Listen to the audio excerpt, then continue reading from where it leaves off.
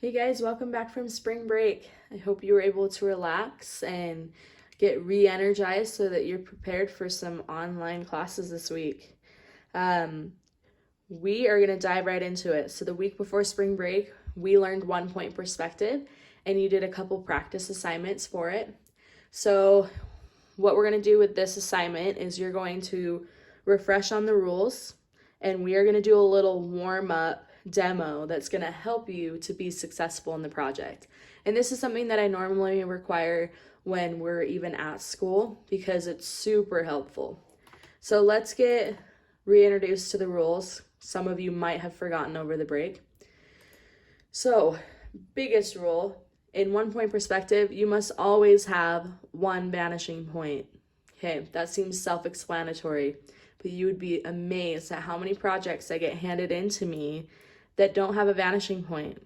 They have multiple or none, they're just drawing from space. You've got to have that vanishing point. Super important.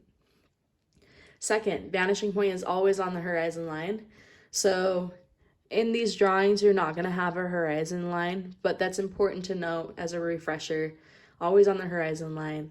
You would be able to conclude where your horizon line is based on the vanishing point because it always lands in the same place. And then most, keyword most lines lead directly towards the vanishing point. So, right, when we did our railroad scene, there weren't like every single line didn't lead to that vanishing point, but most did. So it's always good to check, and if you're not sure, maybe try it out, direct it to the vanishing point, and if it looks good, then leave it. But most lines will most likely lead back there. So, drum roll, your project is going to be drawing the school hallway. So when I assign this project, when we're not doing online school and we're actually in school, I require my students to go out and draw the hallway from real life. So unfortunately, we can't do that because the school's closed and we're not at school. We're on an online class.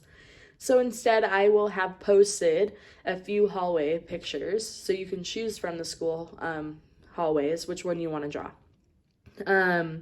So if you look here, you can see the hallway, you can see the rules of perspective happening, and there's something that's key and really important to these images that I'm going to show you. So this is actually a student example. They did a really good job.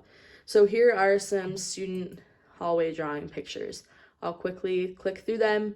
Maybe you can be guessing which hallway it is, right? I'll give you a hint. This one's by the auditorium. Same one. Here's another one. This one's by Mr. Crane's art room. This one's the same as the first one. Almost makes me nostalgic looking at the hallway pictures. So these are not student examples. These are ones I found online a long time ago. But there's a key similar trait in all of these.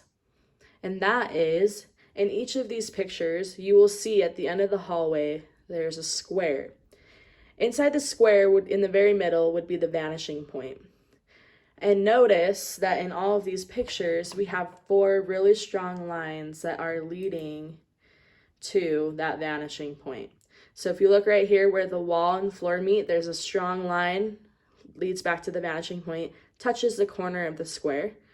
Same with this line right here, where the wall and ceiling meet, touches the corner of the square and back to the vanishing point. Same with over here. Line directs back to the corner in the middle of the square. And then right here as well.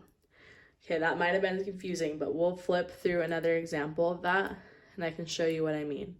This is how your drawing is going to start. And this is what our warm-up is going to be. We're going to do a quick, just brief hallway, what we would start and draw with. So again, you can see where the vanishing point is, right in the middle. Then the square. So the square is where the end of the hallway is. Because we're not drawing from real life, it's going to be pretty easy for you to identify that in the pictures. My students that were drawing from real life, they would have to decide how big their square would be, and that all depends on how close to the end of the hallway you are.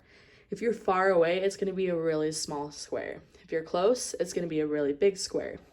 So then you draw that square vanishing point in the middle, and you connect the corners to the vanishing point, and you draw a line. Notice that it doesn't connect to the corner of the paper. Okay, so that most likely won't happen in your pictures. And what this does is it creates the 4 spaces.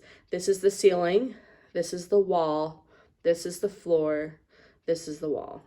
Okay, so that might still be a little confusing. Here's a picture again. Here's a square, ceiling, wall, floor, wall. So a good example of how that student did that. Okay, so here's a drawing that I was working on of the hallway. And you can see my little square at the end, and it's really small because it's all the way at the other end of the school. So you can see I identified the square and those 4 strong lines. Okay, so that might be a little confusing still, but that's okay. We're going to walk through it together. We're going to do a little miniature version of a hallway so that you're prepped and ready to do the hallway project yourself.